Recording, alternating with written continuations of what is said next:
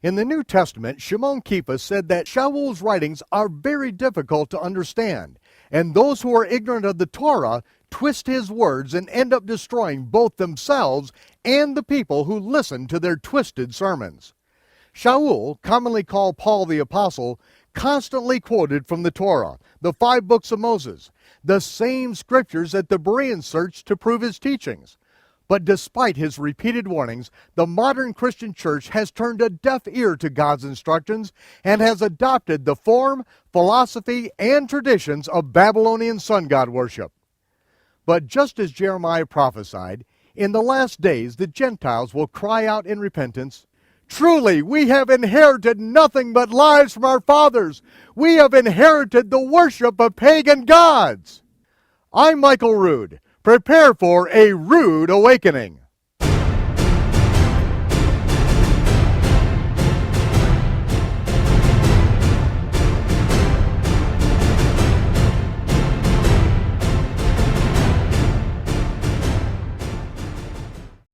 You fight me with your sharp sword and heavy spear, Goliath, but I fight you in the name of God.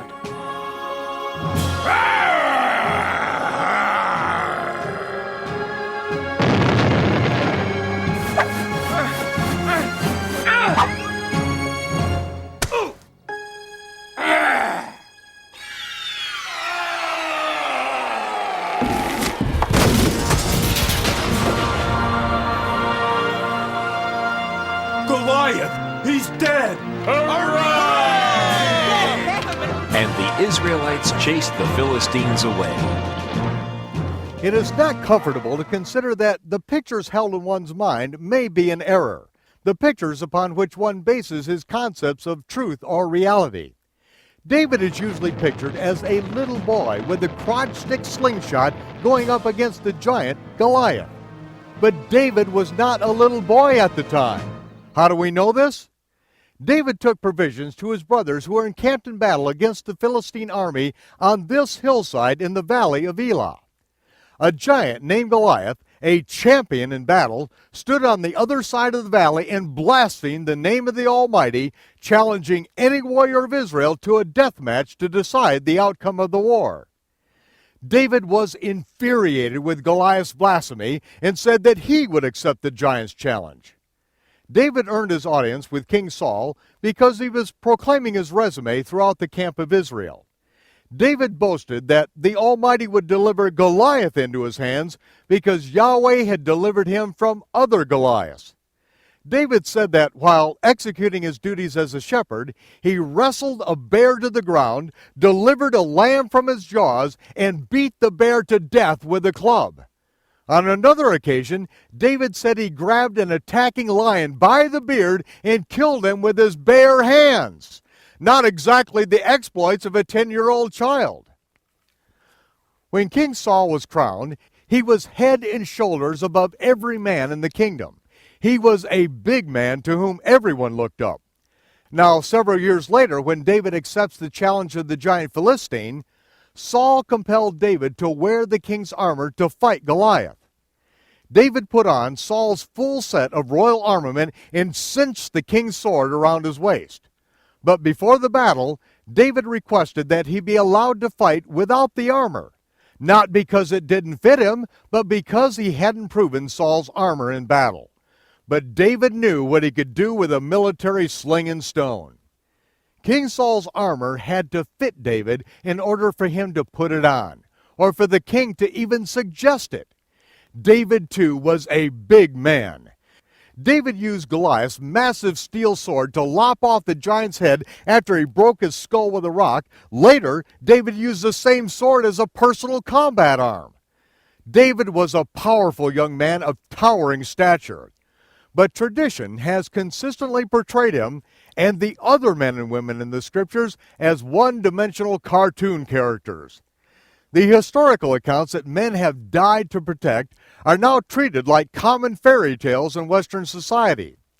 Numbered sound bites, called verses, have been wrestled completely out of context and interpreted in a way that must make Shaul and Moses roll over in their graves.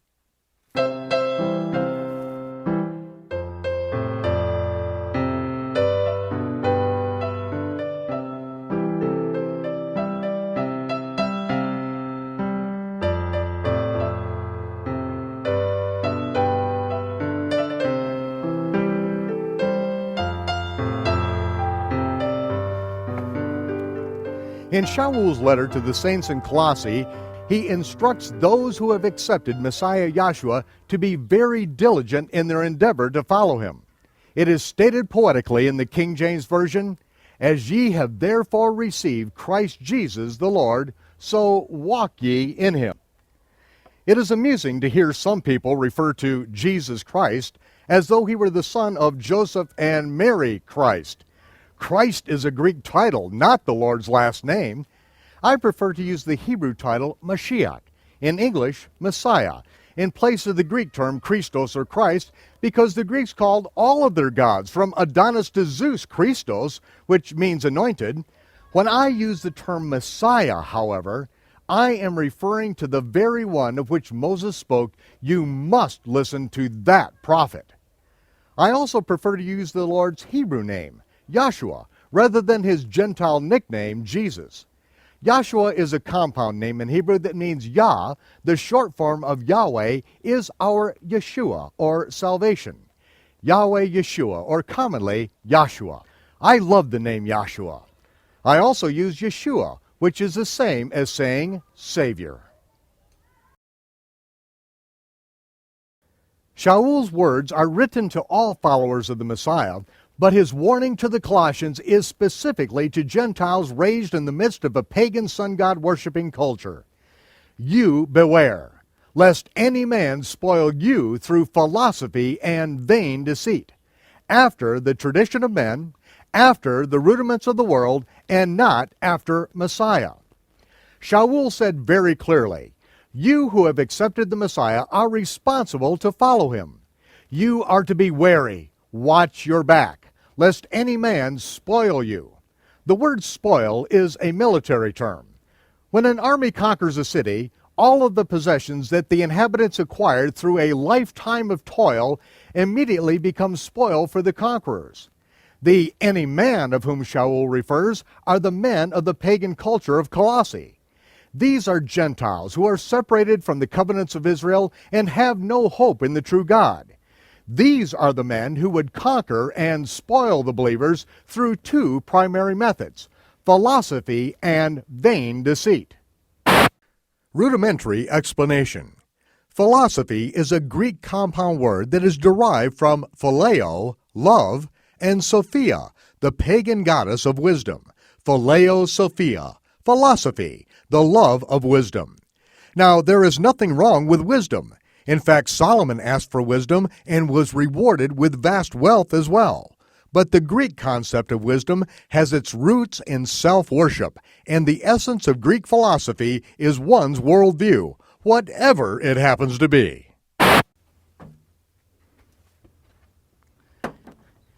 After the basics of food, clothing, and shelter are satisfied, the primary need of man is to understand the purpose of this conscious physical experience we call life. As intelligent beings, we need a reason to be, and we need a mechanism for our existence. Animals have no such spiritual drive. A cow is just content being milked. And if a man can be misled into constantly chasing better food, better clothing, and better shelter, he will degrade into a simple tax-paying consumer who will get milked all the way to the grave, never understanding the purpose of life. When one admits that he does not know the meaning of life, and he does not know whether or not there is a creator who has a plan for this universe, he refers to himself as agnostic. In Greek, without, gnostic, knowledge. It is the haunting admission that he just doesn't know. Atheists have a more refined philosophy or worldview. Without, theos, God. They envision a world in which there is no God. They are no longer haunted by the questions that torment the agnostics as they search for meaning because atheists have a religion that comforts them. It is called evolution. Evolution answers the question of how we got here without there being a creator to whom we would be responsible. Yes, evolution is a religion, but one that lacks any shred of evidence in the scientific world, and in fact breaks several of the proven laws of science, such as the second law of thermodynamics. But in the religion of evolution, faith doesn't require facts. It is based on the worldview that there is no creator, and no amount of evidence will shake those who find solace in denial and ignorance. I too have a philosophy, a worldview. It is succinctly expressed in Shaul's letter to the Messianic Hebrews, chapter 11, verse 6. God is, and he is a rewarder of them that diligently seek him.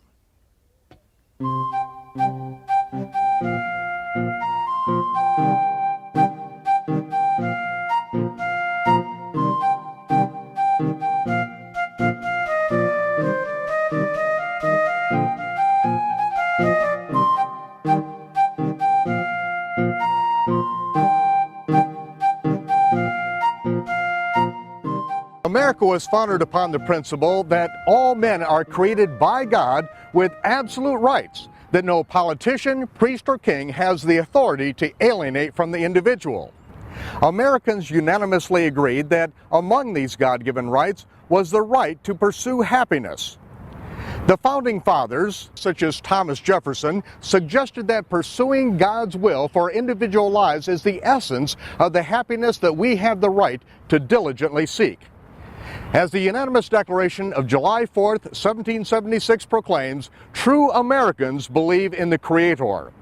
And the Founding Fathers taught that men must govern themselves as individuals according to God's 10 Commandments. With God-given rights come God-given responsibilities, not do what thou wilt, the philosophy of the atheist. Let's continue. Beware lest any man spoil you through philosophy and vain deceit.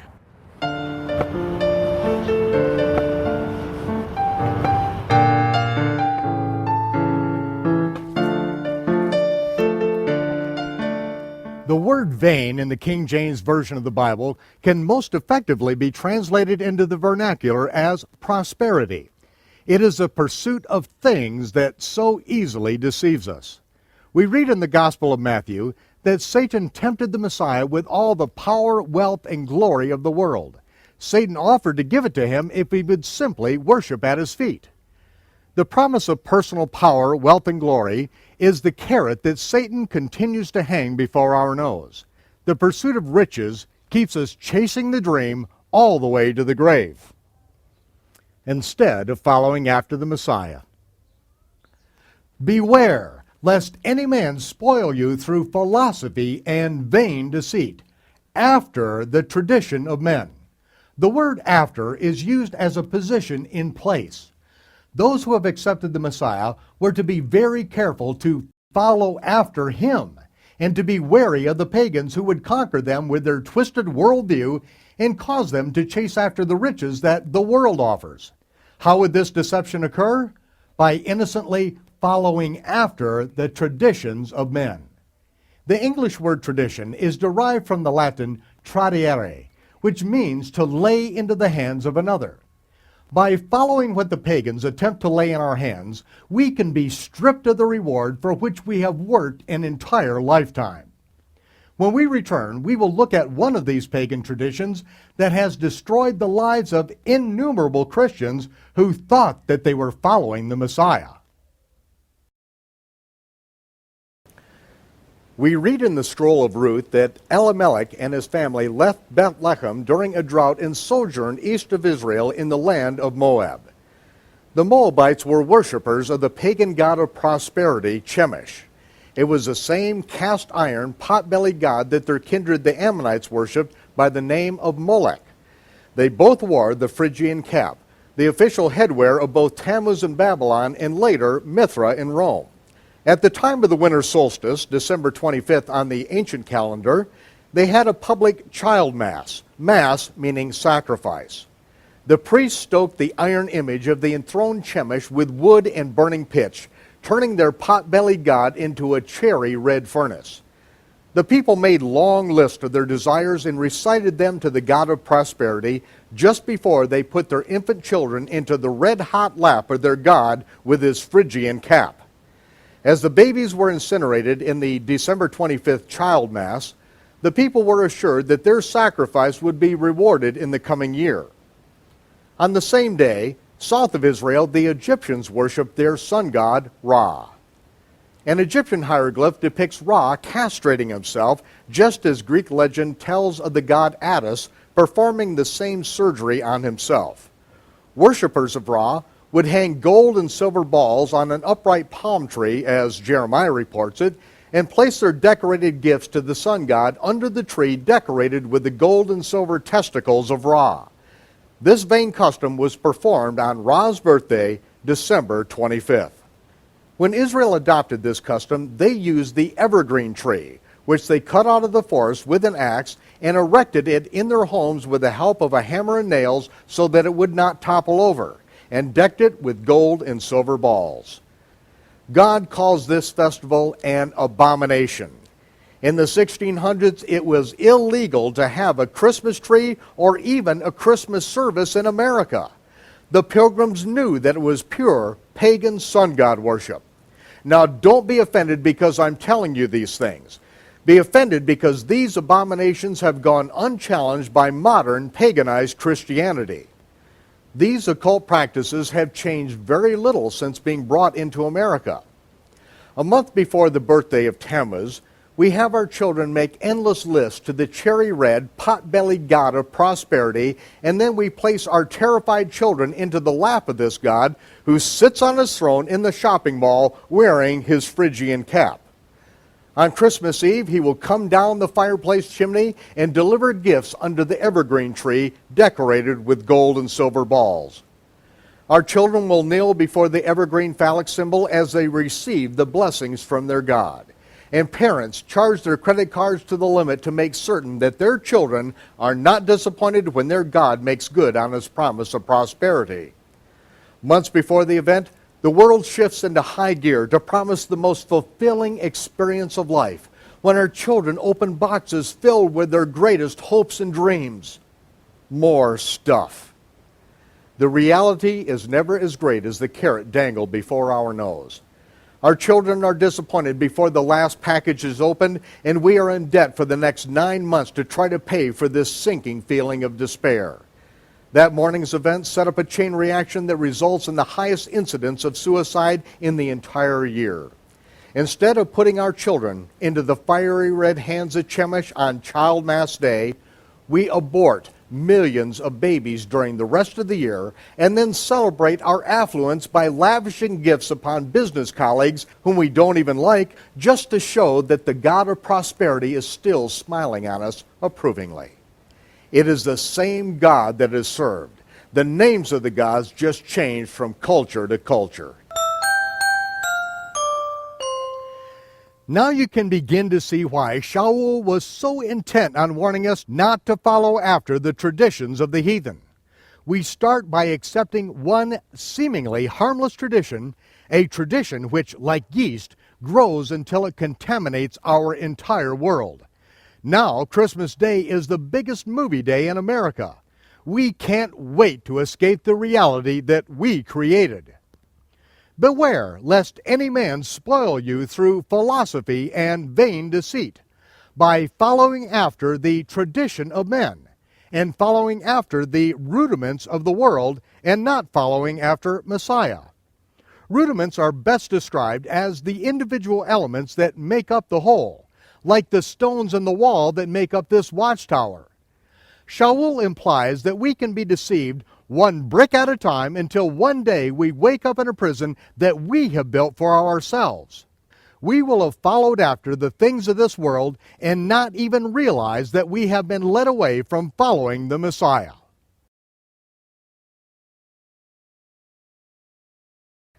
Because of our general ignorance of the Torah, many people fail to realize that Shaul continually quotes the Torah throughout his writings. Devarim gives the basis of his warning to the Gentile believers. Take heed to thyself, or you beware, that thou be not snared or spoiled by following them. Whom? The pagan sun god worshippers. Thou shalt not inquire how these nations serve their gods, and do the same unto Yahweh thy Elohim. Everything they do is an abomination. Yahweh hates that they have burned their sons and daughters as a sacrifice on the altars of their gods. When God created Adam, he knew he was creating a party animal. but he gave clear instructions on how he wants his people to party. 3 times a year you will have a festival, a feast to me, in the way I prescribe. The next several verses from Shaul's letter remind us that when we accept the Messiah, our old sinful ways are to die and we are to become a new creation. When we are obedient in baptism, our old man and the sins of the flesh are buried with him. Shaul then gives a powerful summation. Therefore, let no man judge you. The word therefore is a causal conjunction.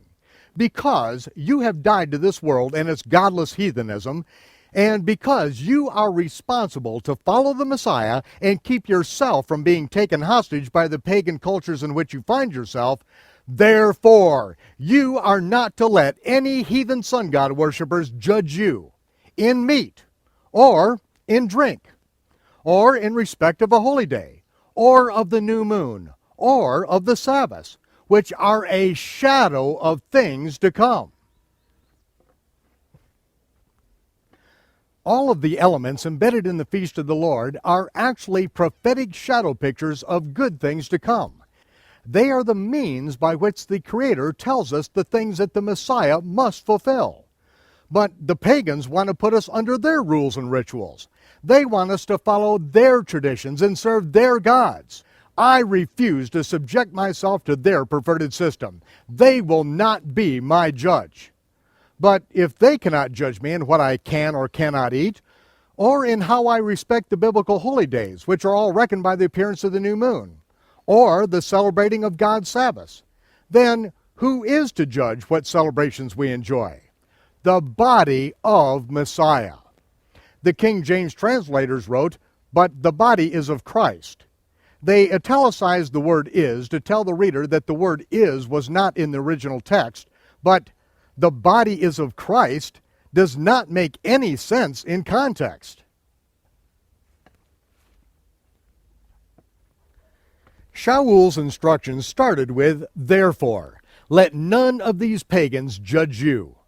Then it lists several things of which you are not to allow them to judge you. But, Shaul contrasts, if these pagans are not to judge you in the things that you celebrate, who is to judge? The body of Messiah. Yes, the Spirit-filled followers of the Messiah who, like the Bereans, are not ignorant of the Torah. They alone are qualified to judge how we now celebrate the feast of the Lord, the shadow pictures of good things to come. The temple in Jerusalem is in ruins. The Levitical priesthood is in disarray. But does that mean that I cannot celebrate the shadow pictures of good things to come? God forbid! Celebrating the feast is the most pure, honest, wholesome worship experience afforded the follower of the Messiah.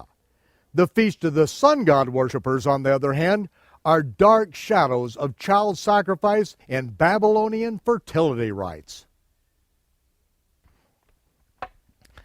Shaul closes his exhortation with, therefore, let no man beguile you or trick you to spoil you of your reward. If your old way of life was buried with the Messiah, and you died from following after the rudiments of the world, why are you subjecting yourself to their rules and regulations by following after the commandments and doctrines of men? It is blasphemous how some Christian preachers categorize the feast of the Lord, the living oracles of Yahweh, as the doctrines and commandments of men. Shaul would never refer to any of the commandments in the Torah as coming from man. No, Shaul is referring to the perverted traditions that were becoming and have now become embedded into the modern Christian experience. Get a grip on it, Shaul says. You are no longer part of the sick, twisted world of pagan sun god worship. So step into the beauty of the prophetic shadow pictures of good things to come, the feast of the Lord. I'm Michael Rood. Join us again next time for A Rude Awakening. And I'll see you when the smoke clears.